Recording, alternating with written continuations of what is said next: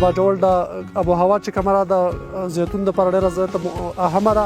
دسمبر نه واله تر د فروری پورې دته کم پیریډ میلاو شي د کم ته چې ډارمنګ سي و آرام وي کله چې دې ته د آرام پیریډ میلاو شي نو دې باندې به لکه ګل راځي او د ګل د راتلو دپاره انتهایی ضروري خبره دا ده چې د دپاره د 10 نه واله تر د -2 ډیګري سنټیګریډ پورې دته ټمپریچر میلاو شي. نیو مرج ایریا چې زموږ څومره دی هغه کې به دا ماحول میلاویږي زیتون ته څنګه چې باجوړ کې هغوی ته میلاو شوی دی. कि हमने एक सर्वे किया आलिव में एक्सपर्ट था, उसने कहा कि बाजवड़ जैतून के लिए इतना फेवरेबल है जितना कि स्पेन और इटली है. तो हम खैबर पख्तूनख्वा गवर्नमेंट ने हमें एक स्कीम दिया. स्कीम का नाम था olive production and promotion and tribal district बाजवड़. इसके थ्रू हमने काम किया है. उसमें 2 कंपोनेंट थे. जंगली जैतून है उसमें पैवंदकारी ग्राफ्टिंग जो हम कहते हैं कलमकारी करना है और दूसरा आर्चर लगाने.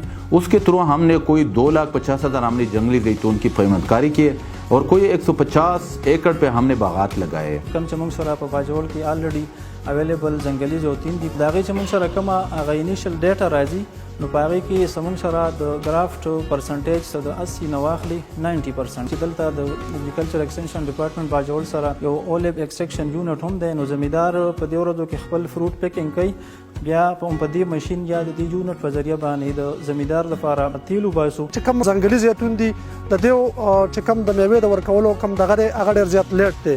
یو هغه دی چې په دې باندې موږ امپرووډ ویرایټي راوړو په دې باندې ټاپ ورکینګ وکړو ګراف پې وکړو نو هغه ویرایټي چې کومه ده په 5-6 کال باندې دا میوه ورکوي.